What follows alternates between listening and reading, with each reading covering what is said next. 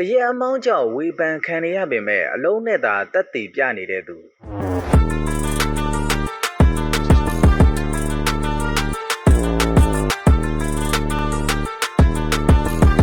ဟုတ်ကဲ့အားလုံးပဲမင်္ဂလာပါခင်ဗျကျွန်တော်ကတော့အောင်ရီချမ်းပါမန်ချက်စတာဒါဘီပွဲအပြီးမှာအသက်28နှစ်သို့ရောက်ရှိသွားခဲ့ပြီဖြစ်တဲ့ကျွန်တော်တို့ရဲ့ United အသင်းရဲ့သားသက်သမားကြီးလို့ပြည်သက်တွေကချစ်စနိုးနဲ့ခေါ်နေကြတဲ့လီဆန်ဒိုမာနီတဲကတော့မွေးနေ့မှာပဲပျော်ရွှင်စရာဒါဘီနိုင်ပွဲနဲ့ကြုံတွေ့ခဲ့ရတာလည်းဖြစ်ပါတယ်ဒီလို28နှစ်အရွယ်အထိအသင်းနဲ့ပြည်သက်တွေကိုလုံးဝစစ်မပြတ်စေခဲ့တဲ့သူဖြစ်ပြီးဒဏ်ရာပြဿနာတွေသာမရှိခဲ့ရင်လက်ရှိအချိန်ကမ္ဘာအကောင်းဆုံးနောက်ခံလူဖြစ်နေမှာသိကြပါတယ်ပြည်သက်တွေရဲ့အချစ်တော်ကြီးလီဆန်ဒိုမာတီနက်ကိုနီးပြဟောင်းအဲရစ်တန်ဟန်လက်ထက်မှာ58တန်းနဲ့ခေါ်ယူလာခဲ့တာဖြစ်သလိုအဲ့ဒီအချိန်က24နှစ်သားသာရှိက9နှစ်စာချုပ်တရက်နဲ့ချုပ်ဆိုနိုင်ခဲ့တာလည်းဖြစ်ပါတယ်ဆိုတော့အခုချိန်မှာ28နှစ်အရွယ်ရောက်ရှိနေတာကြောင့် United အသင်းမှာ4နှစ်တာကာလတစ်ခုကိုဖြတ်သန်းနေရတာလည်းဖြစ်ပြီး2029ခုနှစ်မှာလက်ရှိစာချုပ်ကသက်တမ်းကုန်ဆုံးမှာလည်းဖြစ်ပါတယ်အဲ့ဒီတဟန်လက်ထက်မှာလည်းအကောင်းဆုံးခြေစွမ်းတွေပြသနိုင်ခဲ့ကစူဖလားနှလုံးလဲကင်မြောက်နိုင်ခဲ့ပြီပဲဖြစ်ပါတယ်။မာတီနက်ရဲ့9ပေ9လက်မဆိုတဲ့အရက်မောင်းဟာပရီးမီးယားလိရဲ့ဘိုးနောက်ခံလူတစ်ယောက်အနေနဲ့ဆိုတော်တော်လေးကိုပုတယ်လို့ပြောရမှာလည်းဖြစ်ပါတယ်။အရက်အမောင်းကွာဟမှုရဲ့နောက်မှာ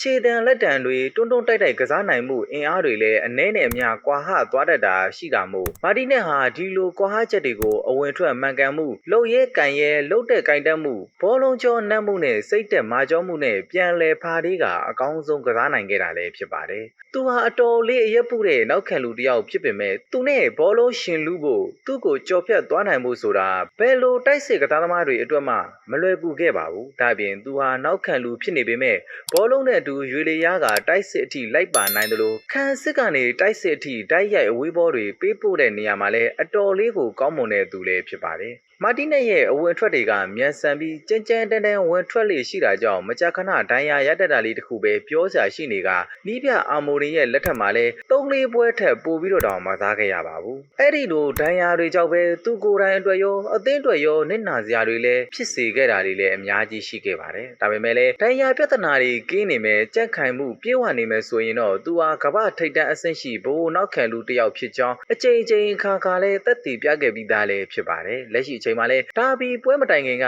မန်စီးတီးတိုက်စစ်ကစားသမားတွေဖြစ်တဲ့ဟာလန်ဒိုကူနဲ့စင်မီညိုတို့ရဲ့စိတ်ကြိုက်ချဲလဲတာကိုခံရမယ်လို့ United ကန်နဝယ်ဟောင်းဖြစ်သူပေါ့စကိုကိုတိုင်ကဝေဖန်ပြောဆိုခဲ့ပေမဲ့မာတီနက်ကတော့ဟာလန်ကိုကလေးတယောက်လိုထိတ်ချုပ်ပြသသွားခဲ့တာလည်းဖြစ်ပါတယ်အသင်းမှာအခုချိန်ဟာရီမကွိုင်းယားနဲ့ပြန်လဲတွဲဖက်ကစားခဲ့ပြီးနီးပြမိုက်ကယ်ကာရစ်လက်ထက်မှာ၄ယောက်တန်းခံစစ်နဲ့ပြန်လဲပွက်ထက်လာရတာမို့သူ့ရဲ့အကောင်းဆုံးအချိန်တွေကိုပြန်လဲမြင်တွေ့ခဲ့ရပြီးထွန်းတောက်လို့လာခဲ့ပြန်ပါတယ်ထိုသူကတော့အခုချိန်မှာအသက်28နှစ်နဲ့ Prime Time ကိုရောက်ရှိနေတဲ့လီဆန်ဒိုမာတီနက်ဖြစ်ပါကြောင်းတင်ဆက်ရင်းနဲ့နောက်ထပ်ဗီဒီယိုတွေမှာပြန်လည်ဆုံတွေ့ကြရအောင်ပါခင်ဗျာ။ Okay, Manchester United နဲ့ပတ်သက်တဲ့သတင်းတွေကိုစင်ဆက်မပြတ်တင်ဆက်ပေးနေမှာမို့ကျွန်တော်ရဲ့ channel လေးကို like and subscribe နှိပ်ပြီးအားပေးခဲ့ဖို့လည်းတောင်းဆိုပါရစေခင်ဗျာ။ဗီဒီယိုသစ်တွေတင်တိုင်းသိရှိနိုင်အောင်လို့လည်းဘေးနားကခေါင်းလောင်းလေးကိုနှိပ်ခဲ့ဖို့မမေ့ကြပါနဲ့နော်။အဆုံးထိကြည့်ရှုအားပေးခဲ့တဲ့ဘော်ဒါအားလုံးကိုကျေးဇူးအထူးတင်ရှိပါတယ်ခင်ဗျာ။